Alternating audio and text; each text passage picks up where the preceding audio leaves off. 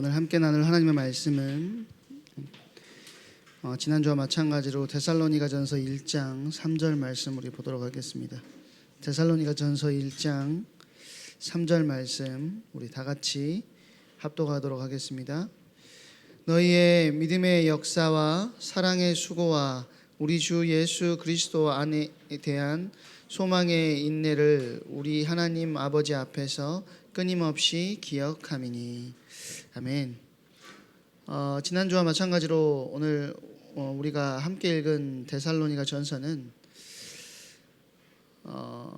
사실 데살로니가 교회를 사도 바울이 선교 중에 세웠던 교회거든요. 짧은 사역 시간 동안 이렇게 선교하다가 세워진 교회인데 얼마 정도 만에 세워진 교회인 줄 아세요? 데살로니가 교회가 몇 주 만에 세워졌을까?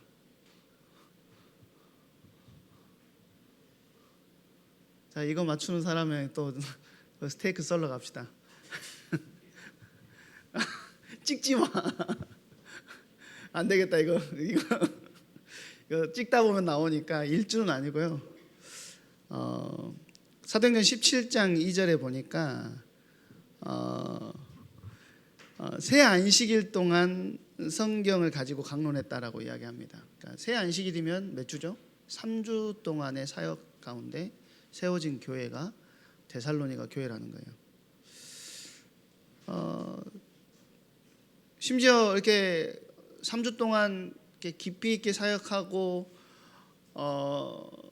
일어난 제자들을 계속해서 양육할 수 있었는데 사실 그러지도 못했어요. 핍박이 심해가지고 바울이 죽음 가운데 죽음을 당할 뻔하고 급하게 도망쳐야 됐습니다. 3주만 사역했던 이유가 다른 것 때문이 아니라 지금 위기 가운데 있었기 때문에 그랬다는 거죠.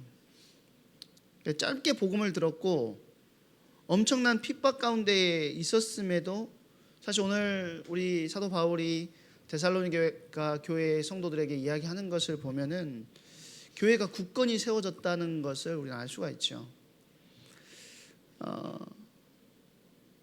사역자의 입장에서 사도 바울이 그 소식을 들었을 때 얼마나 기특하고 감사했겠습니까? 그렇죠? 여기서 우리가 한 가지 배울 점이 있는데 뭐냐면 그 믿음은 길이가 아니라 무게라는 거예요. 우리는 믿음은 신앙생활이 오래 한 것이 굉장히 중요한 거라고 생각할 수 있지만 신앙생활을 한번 시작하면 끝까지 우리가 이 믿음을 지켜나가야 되겠지만 오래 했다고 해서 다가 아니라는 것이죠. 짧아도 제대로 무게 있게 믿는 것이 중요하다는 거예요. 그러니까 믿음은 길이가 아니라 무게라는 말이 그 말입니다. 주님도 이렇게 말씀하셨죠. 먼저 된 자가 나중되고 나중된 자가 먼저 된다. 그러니까 믿음의 무게는 그 믿음 핍박과 시험을 통해서 더욱 단단하게 되어지는데 우리가 우리 안에 마치 불순물을 태워내듯이 환란이 믿음을 부패하지 않게 만든다라는 거죠. 그래서 데살로니가 교회는 단기 선교의 결과였지만 사실은 짧아도 깊고 무게 있게 세워진 교회였다라는 거예요. 우리 청소년국에서도 해마다 단기 선교를 계획하고 그 선교의 현장으로 나갑니다. 그렇죠? 우리 이제 중등부, 고등부 나가가지고 선교에 참여하면서 이렇게 도전하는데 그런 생각이 들 수 있어요. 우리가 짧게 나가가지고 뭐 할 수 있을까? 이런 생각 들 수 있습니다. 근데 그런 생각하지 마시고 지금부터 기도로 준비하셔야 돼요. 단기 선교가 데살로니가 교회가 세워졌던 것처럼 교회를 세우기도 하는 역사가 일어날 수 있다라는 것입니다. 그래서 이제 단기 선교를 기획하는 기획팀들이 이제 함께 모여가지고 기획도 하고 기도하면서 준비하겠지만 참여하게 될 참여 대상자들뿐만 아니고 대상자가 아니더라도 함께 참여하기를 원하는 친구들은 지금부터 기도로 준비하셔야 된다는 것이죠. 그냥 시간이 됐으니까 때가 됐으니까 교회에서 지원을 하고 후원을 하니까 참여하는 수준이 아니라 하나님 우리의 발걸음을 통해서 하나님께서 원하시는 복음이 선포되고 현장 가운데 데살로니가 교회와 같은 교회가 굳건하게 세워지는 역사가 일어나게 하여 주시옵소서. 기도하는 은혜가 있으시기 바랍니다. 데살로니가 교회를 우리가 칭찬하면서 바울이 기억한 것은 뭐냐면 지난주에 말씀 나눴듯이 믿음의 역사, 그리고 이번 주에 말씀 나누는 사랑의 수고, 그리고 다음 주에는 우리가 이걸 안 볼 건데 다음 주는 연합 예배로 아마 드리게 될 것 같고요. 그 다음 주에 소망의 인내에 대해서 우리가 말씀을 나누게 될 것 같습니다. 근데 믿음의 역사, 사랑의 수고, 소망의 인내, 이 세 가지를 우리가 곰곰이 생각해 보면 신앙은 그 신앙의 본질을 알 수가 있는 거예요. 신앙은 뭐냐면 성장하는 것이 신앙이라는 것이죠. 성장의 원리가 그 속에 담겨 있다는 것입니다. 처음에는 어린아이와 같은 믿음이었을지언정 그대로 있는 것이 아니라 느리더라도 성장하게 된다는 거예요. 근데 이 성장은 안에서부터 시작해서 밖으로 드러나는 거예요. 고린도후서 4장 16절에 보니까 이렇게 이야기하죠. 겉사람은 후패하나 속사람은 날로 새로워지도다. 그렇게 이야기합니다. 그러니까 성장은 속사람이 강해지고 그 속에서부터 시작된 것이 결국 겉으로 밖으로 터져 나오는 것이라는 거죠. 지난주에 제가 믿음의 역사라고 했죠. 믿음은 뭐라고 했어요? 뭐가 없으면 믿음이 아니라고요? 뭐 나만 들었어? 믿음은 뭐가 없으면 믿음이 아니라 그랬죠. 야고보서 2장 17절 이야기하면서 말씀드렸잖아요. 행동함이 없으면 믿음이 아니라고 그랬잖아. 얘들아, 이제 여러분들 행동함이 없으면, 행위가 없으면 믿음이 아니라고 하니까 이런 마음이 들 수 있어요. 저거 행위주의 아닌가? 이런 생각이 들 수 있는데 행위가 없으면 그 야고보서 2장 17절의 말씀을 행함이 없는 믿음은 죽은 믿음이다 이렇게 이야기하잖아요. 그 행함을 뭐로 바꾸면 여러분들이 조금 그런 오해를 안 하게 되냐면 순종이라는 단어로 바꾸면 그런 오해에서 벗어날 수가 있습니다. 순종이 없는 믿음은 믿음이 아니라는 거예요. 순종이 없는 믿음은 믿음이 아니에요. 지난주에 말씀했던 거를 조금 보충해서 설명을 하자면 믿음과 순종은요 동전의 양면과 같아요. 동전의 앞면도 동전이고 동전의 뒷면도 동전이잖아요. 마찬가지로 믿음과 순종은 이렇게 늘 같이 가야 되는 것이라는 거죠. 그러니까 예를 들어서 한번 생각해 봅시다. 기도 응답을 여러분이 믿어요. 하나님께서 우리의 인생 가운데 우리가 기도하면 응답해 주실 거야 라고 하는 응답을 믿는다면 뭐 할 수밖에 없죠? 기도할 수밖에 없는 거예요. 또 이어서 한번 생각해 보면 우리가 부활을 믿는다면 죽음에 대한 두려움이 있을 수가 없습니다. 사실 그래요. 그래서 아브라함은 부활을 믿었기 때문에 아들 이삭을 하나님께 번제물로 드리려고 했던 이유가 뭐냐면 아브라함이 그냥 하나님이 주라고 하니까 드려야지 이런 수준을 넘어서서 히브리서는 뭐라고 이야기하냐? 히브리서 11장 19절에 보니까 부활을 믿었기 때문에 아브라함이 이삭을 번제물로 드릴 수 있었다라고 이야기해요. 드리려고 하는 액션을 취할 수 있었다는 것이죠. 그래서 신앙이 성장해 나가야 되는데 성장은 속사람이 강해지고 그 속에서 시작된 것이 결국 밖으로 터져 나오는 거. 그래서 몇 년 전에 인사이드 아웃이라는 영화가 있었잖아요. 우리 안에 들어있는 게 인사이드 아웃 되는 거예요. 그러니까 겉과 속이 다르지 않게 된다는 거죠. 우리가 하나님을 믿는 믿음이 우리 안에 있으면 우리의 겉모습이 나의 의도와는 상관없이 인사이드 아웃 된다는 겁니다. 드러날 수밖에 없다는 거예요.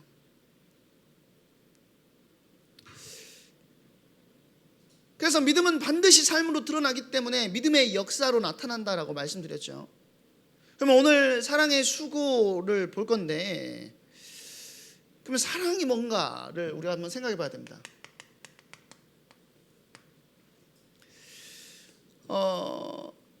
사랑의 수고는 사랑 때문에 사랑이 동기가 되어서 하는 수고들을 이야기하는 거예요. 사랑이 동기가 되어서 하는 수고들. 여기 사랑의 수고를 해주시는 분들이 너무 많아요. 사실 여기 교사 선생님들이 저는 사랑의 수고를 주시고 계신다라고 생각합니다. 아까 이은쌤이 기도했지만 저는 사명도 맞지만 저 사명을 넘어서는 뭔가가 있기 때문에 여러분들이 이 자리에 와 있다라고 생각해요. 수고는 앞에서 말한 역사하고는 조금 달라요. 둘 다 일이라는 의미가 있지만 역사는 어떤 행위, 그 순종 자체를 강조하는 것이고, 수고는 뭐냐면 그 일을 하기 위해서 어떤 일들을 하나님께서 맡겨주신 어떤 일들을 하려는 노력을 더 강조한다는 것입니다. 그 과정에서 애쓰고 고생하는 것을 의미하는 거예요. 사랑의 수고는 나타나는 결과보다는 그 일을 하는 동기와 노력을 더 강조한다는 것이죠.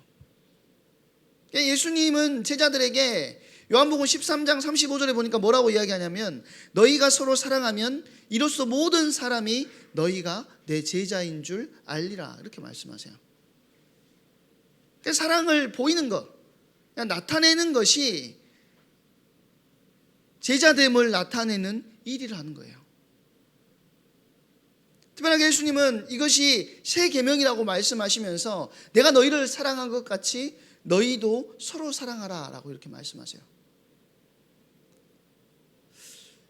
그러면 사랑의 정의를 우리가 생각할 때 사랑의 근원은 어디에서부터 오느냐? 하나님이시라는 것이죠. 하나님의 본질적인 속성 가운데 하나가 바로 사랑이라는 겁니다.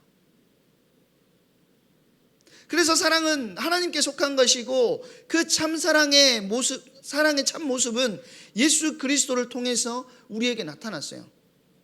요한일서 4장 9절에 10절 한번 잠깐만 띄워주실래요? 요한일서 4장 9절에서 10절에 보니까 이렇게 이야기합니다. 하나님의 사랑이 우리에게 이렇게 나타난 바 되었으니 하나님이 자기의 독생자를 세상에 보내심은 그로 말미암아 우리를 살리려 하심이라. 10절이요. 사랑은 여기 있으니 우리가 하나님을 사랑한 것이 아니요 하나님이 우리를 사랑하사 우리 죄를 대속하기 위하여 화목제물로 그 아들을 보내셨습니다. 하나님, 그분 본질 자체가 사랑이시고, 하나님의 사랑의 적극적인 표현이 무엇으로 우리에게 드러났냐면 예수 그리스도의 십자가의 사역으로 드러났다라는 거예요. 예수 그리스도께서 죄 없으신 그분이 죄 가운데 오셔서 죄를 대신 지시고 십자가에 달려 죽으심이 하나님의 사랑의 궁극적인 목적이라는 거예요. 우리를 대속하기 위하여서 아들을 화목제물로 보내주신 것, 그것 자체가 하나님의 사랑의 적극적인 표현이라는 것이죠. 자, 하나님께서 저와 여러분에게 뭘 주셨냐? 나 너 사랑해 라고 하셨다라는 겁니다. 조연이에게 하나님이 조연아 나 너 사랑해, I love you 이렇게 나와요. 조연이가 영어로 해달라고 그랬어요. 한 번만 목사님 영어로 메시지, 영어 발음도 안 되는 저에게. 그렇죠.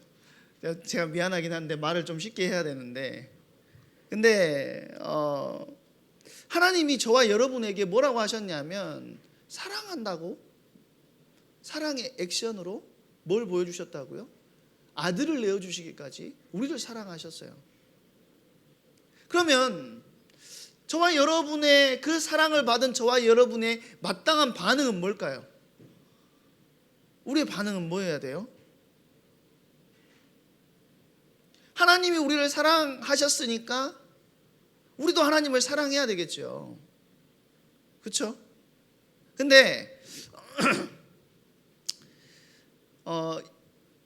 하나님 너무 사랑해요. 이거 너무 쉽잖아요. 어렵습니까?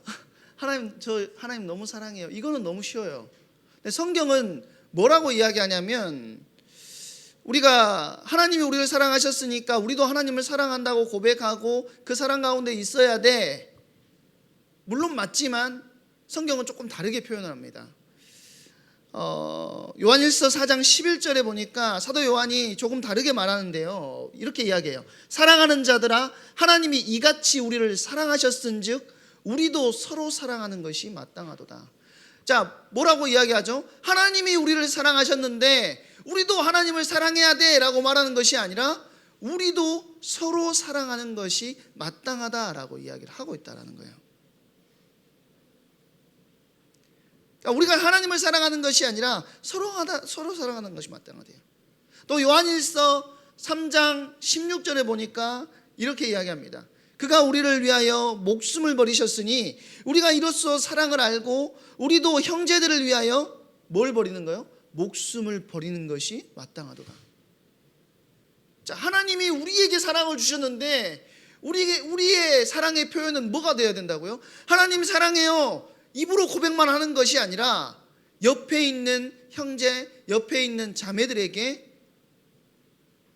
그 사랑을 드러내고 그 사랑이 심지어는 어떻게 해요? 목숨을 버리는 것까지 할 정도로 드러나야 된다라고 성경은 이야기하고 있다는 거예요. 하나님을 사랑한다고 말하는 것은 쉽죠. 그렇지만 옆에 있는 형제, 옆에 있는 자매를 사랑하지 않는 자는 하나님을 사랑할 수 없다라고 이야기를 하고 있다는 것입니다. 무슨 말인지 아시겠어요? 그러니까 보이지 않는 하나님을 사랑하는 증거는 보이는 형제를 사랑하는 것이다라고 이야기하고 있다는 거예요. 성경은. 그러니까 하나님의 사랑의 지표가 저와 여러분이 하나님을 사랑합니다라고 하는 그 고백은 늘 할 수 있지만 그 지표가 무엇으로 드러나느냐? 옆에 있는 사람을 사랑하는 것. 여러분에게 붙여주신 영혼을 사랑하고 그 영혼을 세우는 것, 그것으로 드러나게 된다는 거예요. 비난이 일상이 되어 있는 사람들이 많이 있습니다. 비난이 일상이 돼요. 저 사람 못하는 거, 꽃 집어내는 거 엄청 잘하고. 그게 누구냐? 박강주 목사가 제일 잘해요. 좀 안티 성향을 가지고 있어요. 근데 이 안티의 성향을 가지고 있는 저에게 하나님께서 뭘 주셨냐면 내가 너를 사랑해 라고 말씀하셨어요. 그러면 그 사랑을 받은 자의 마땅한 사랑의 표현, 하나님을 향한 사랑의 표현은 하나님 사랑합니다 하는 게 아니라 그 안티의 성향을 내려놓는 거예요. 그러니까 하나님을 바라보고 또 생명을 세우고 살리는 말을 하는 것이죠. 네 번째로 바울은 데살로니가 교회를 향해서 이렇게 고백해요. 아까 뭐라 했죠? 형제를 향해서 뭐 하는 게 하나님을 사랑하는 거라고요? 목숨을 내어주기까지 하는 것이 사랑의 표현이라 했죠. 데살로니가전서 2장 8절에 보니까 사도 바울이 이렇게 고백하는데요. 우리가 이같이 너희를 사모하여 하나님의 복음뿐 아니라 우리의 목숨까지도 너희에게 주기를 기뻐하면 너희가 우리를 사랑하는 자 됨이라. 지금 사도 바울은 뭐라고 이야기하냐면 복음을 전했을 뿐만 아니고 성도들에게 삶과 생명까지도 주기를 기뻐했다라는 거예요. 쉽지 않죠. 옆에 있는 사람 친해도 내가 이 사람을 놓고 내가 목숨을 내어줄 수 있을까? 어떻게 그게 쉽습니까? 조연이하고 누구냐? 승찬이가 친한데 둘이 한번 봐봐요. 목숨을 내어줄 수 있겠어요? 고개를 그렇게 너무 심하게 흔들면 어떡하냐?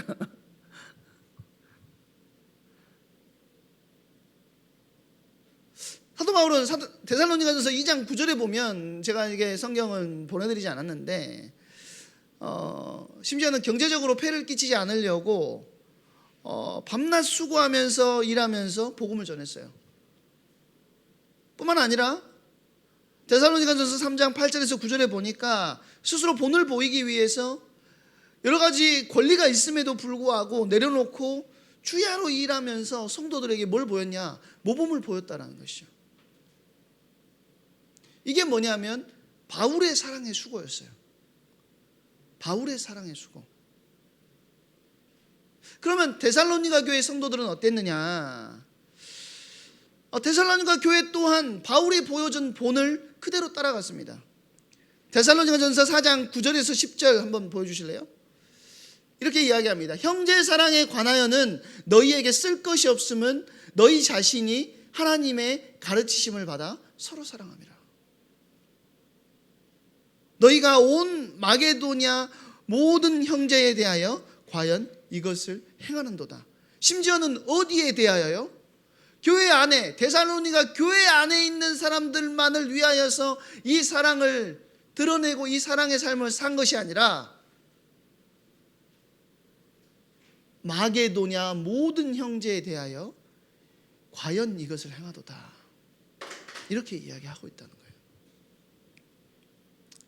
그러니까 그 사랑이 교회 안에 머물러 있던 게 아니고 마게도냐 전역으로 흘러갔다라는 것입니다. 고린도후서 8장에서 바울은 마게도냐 교회들에게 모범을 언급해요.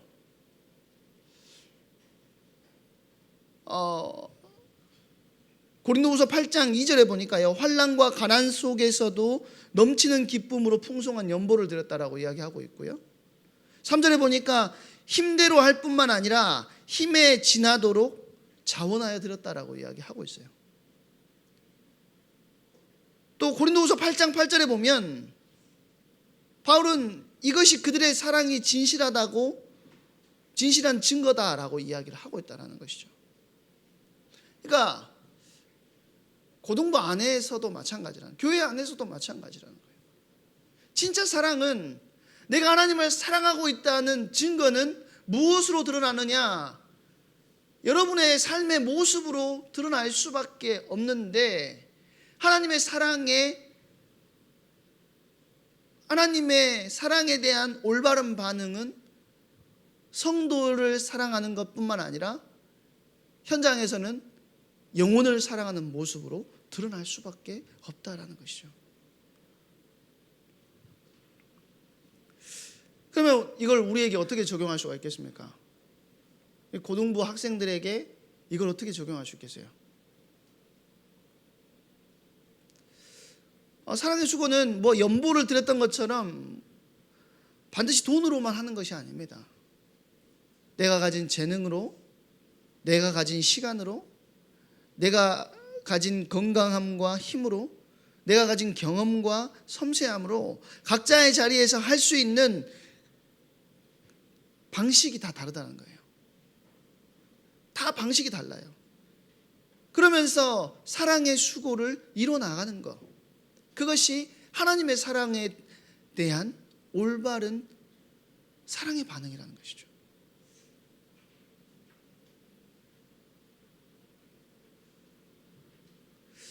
사랑의 수고는요, 최소한만 하는 것이 아닙니다. 최대한 적극적으로 하는 것이 진짜 사랑의 수고라는 거예요. 왜냐하면 이 사랑의 수고는 하나님의 사랑에 먼저, 하나님을 사랑해서 먼저 자신을 하나님께 드린 성도에게서 흘러나오기 때문이라는 것이죠. 마가복음 7장인가요? 거기 보면 그 시몬과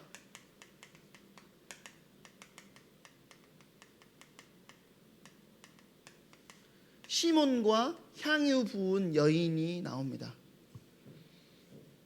이 시몬은 시몬 베드로가 아니고요, 바리새인 시몬이에요. 바리새인 시몬이 예수님을 집으로 초청을 해서 식사를 하는데, 그 당시의 식사는요, 우리처럼 이렇게 앉아가지고 먹는 식사가 아니라 초대가 되면 거의 뭐 누워서, 이렇게 반쯤 누워서 기대서 이렇게 먹는 식사거든요.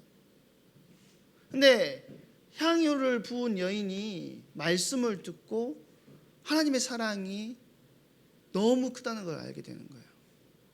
어마어마한 죄 가운데 있었던 이 여인이 그거를 그 향유를 들고 와가지고 예수님께 붓습니다.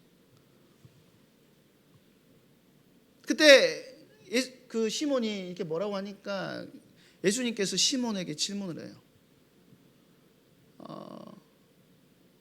정확하게 제가 기억이 안 나는데 50데나리온과 500데나리온이었던가?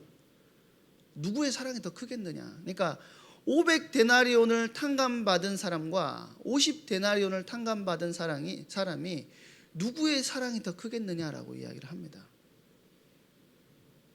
그 말은 무슨 말이냐면 내가 어떤 죄 가운데에서 하나님의 은혜로 내가 하나님의 자녀가 됐는지를 나 자신을 정확하게 볼 수 있다면 우리는요, 형제를 향한 사랑이, 그리고 성도를 향한 사랑이, 영혼을 향한 사랑이 다를 수밖에 없다는 거예요. 그걸 알면 알수록 내가 얼마나 큰 죄 가운데에서 구원받았는지, 얼마나 힘들고 안 되는 인생 속에서 구원받았는지를 더 깊이 알면 알수록 사랑이요 더 깊어질 수밖에 없다는 거예요. 그 사람의 사랑이.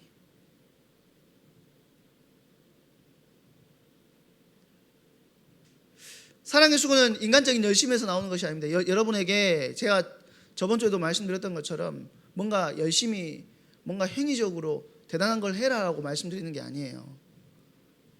하나님이 먼저 우리를 사랑하셨습니다. 예수 그리스도께서 십자가에서 목숨까지 내어주셨어요. 그 사랑을 본받아 가지고 성도들을 위해서 자기 목숨까지 내어주기를 바울은 기뻐했고, 데살로니가 교회는 환난과 가난 속에서도 서로 사랑하면서 성도들을 도왔다라는 것이죠. 사실 저와 여러분도 그 사랑을 경험했습니다. 그렇기 때문에 하나님께서 저와 여러분에게 허락하신 많은 영혼들 가운데 기꺼이 그 사랑을 감당해야 된다는, 사랑의 수고를 감당해야 된다는 것이죠. 여기 계신 선생님들이 그 사랑의 수고를 감당해주고 계시듯이 저와 여러분 또한 하나님께서 여러 모습으로 여러분 주변에 맡겨놓으신 그 사랑을 드러내기를 원하는 사랑의 수고를 감당해 나가야 된다는 거예요.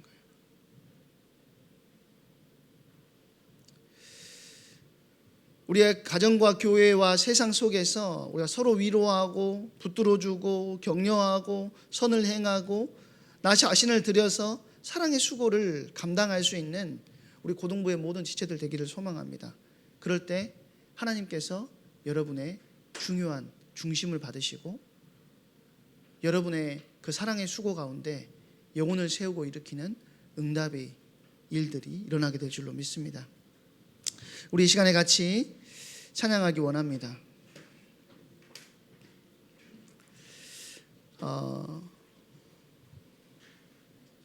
이 시간에 우리가 함께 나눌 찬양은요, 저도 대학생 때 불렀던 찬양인데요,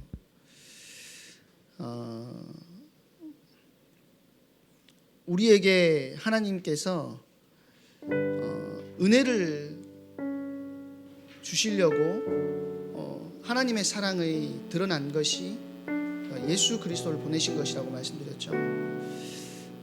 그 하나님의 사랑이 우리에게 드러났다라고 했습니다.